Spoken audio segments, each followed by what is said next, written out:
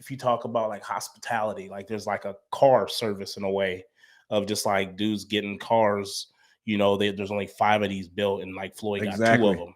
Yeah. Like, you know what I mean? So it's just like a whole nother game within at that point. Like, bro, there's only 5 on the planet, and I got 2 of them in my garage. Like, you talk about an asset. Yeah. You know what I mean? And then these people are buying it with like third generation money, 4th generation money. So like, it's not even. This is just fun at that point. You know what I mean? Dudes calling. Matter of fact, I seen a podcast where they was talking with Trent Williams with the 49ers. Running back? Or no, Trent Williams with the 49ers. Highest paid tackle in the game. Left tackle, yeah. He's right? A dog. And my man was talking about how he had he bought a private jet. And they was like, oh, it was like they paying y'all money now, right? And the way that he educated it on that podcast was fucking dope, because he was just like, you know, if I had a $30 million $30 million signing bonus, he put it into some type of whatever. He put it into some type of whatever it was.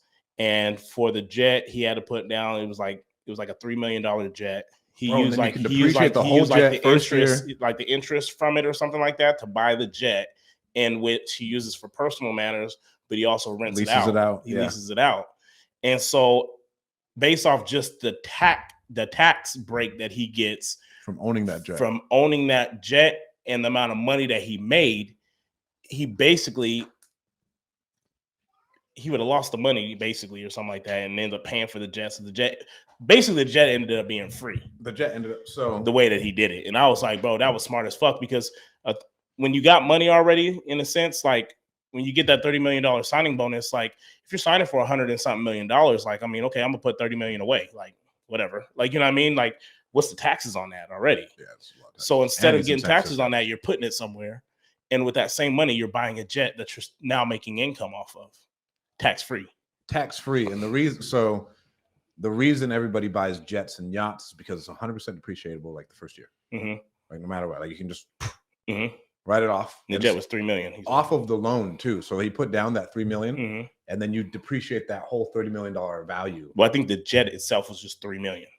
I don't want to say just $3 million, but it was $3 million. Yeah. But like, so let's say we did like a $30 million jet, we put $3 million down, mm-hmm. we can depreciate that whole $30 million year one, and then we can eliminate that tax burden, as far as I understand. Crazy, right. Bro. So we do that, and then let's say we take the whole lump sum of that, invest that in there. Mm-hmm. Now we're getting our interest. That makes that makes us more money, right? But we offset that tax burden, and then we lease it out, and then now that's paying for it's making us money, and I still could use it personally. Yeah. So like in all reality, like you could do the same thing. So you're really not losing it. No. You still have access to the funds. Yeah. But for tax purposes, it looks like it's somewhere else. Yeah. And you're basically lending it. You're basically borrowing it from that source. And you could do the same thing from like with a Tesla. Mm-hmm. So like, let's say you buy a Tesla, you put down $30,000. It costs you like $145. We'd appreciate the whole $145 year one, and then I put it on Turo. Yep. And so now I get the tax benefit. And that's what a lot of people are doing. That's what a lot of people do. There's a guy here, Ronnie. I can't remember dude's name, but he's with Strive. Not Strive. He's with Real Brokerage. He does Turo. Yeah. I'm pretty sure I don't know if he teaches people on it, but from my understanding, like he's the guy for it. I mean, Darren Wade would know exactly who I'm talking about. So reach out to Darren or just inbox me, and I'll be able to send you the dude's profile. I just can't remember his name off the top of my head. But that is a real thing, bro. And like, I think that's what's so dope about some of the stuff. And like, you see it, like, I believe he said he also took like money and he bought like during the season.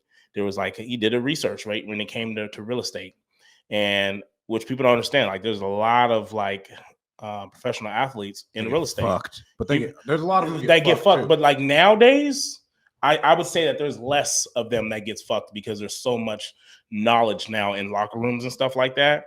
And one thing that he said he really liked about real estate is that it was something that you can touch, or it was something that you can literally look at the numbers and it'll tell you. You know what I mean? Like it's hard to really screw someone in the sense of if you're buying an asset, not syndicating, not all that. I'm saying if you're actually just buying the asset based off of the growth of that area. Yeah. And he went and bought like 4 or 5 houses in a new subdivision, and he bought it during the season. Towards the end, like he got a check or whatever. He was like, oh shit. Like he was like, it wasn't a lot at the time, but what they were focusing on is like when you retire, that $40,000 check is a lot. Yeah. At the moment, you know, you're making, you know, $1 million a game. You know what I mean? It don't seem like a lot at the time, but like again, these people are all thinking about once they retire. And so it brought to my mind is because obviously we got a new build getting built. And what I'm starting to see a lot of is a lot of these new builds, there's for rent signs on them. Right. And so people can be like, damn, like what? How are people just buying a house and putting it up for rent? Taxes, money problems. People are putting this money in in real estate. That's what another conspiracy, not even a conspiracy theory. They don't really want you to own a property anymore.